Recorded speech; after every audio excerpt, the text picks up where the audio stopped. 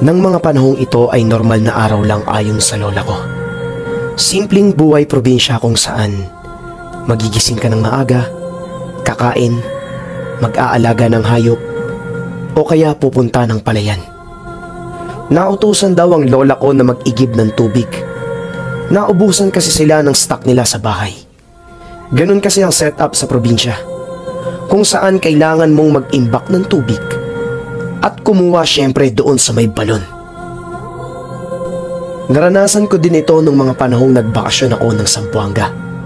Kaya naman alam na alam ko din ang pakiramdam at hirap ng magbuhat ng tubig.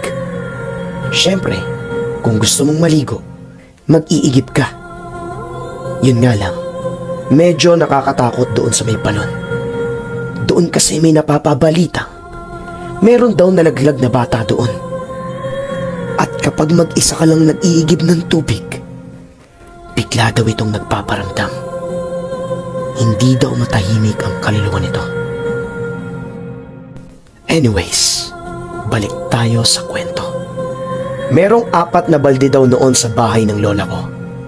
Dahil malakas ang pangangatawan niya, 2 ang kaya niyang bitbitin, kahit meron pang itong lamang tubig.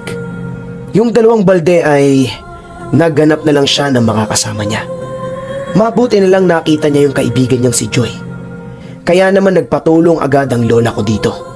Hindi na naman ito tumanggi at masaya pang sumama sa lola ko. Habang naglalakad sila ni Joy, hindi pa sila masyadong nakakalayo. May nakita silang nagkukumpulan doon sa may puno ng mangga. Kaya naman agad silang lumapit doon para makibalita. Nasa 10 bata daw ang naroroon. Yung iba matatanda. Siyempre, isa sa mga bata si Tutoy.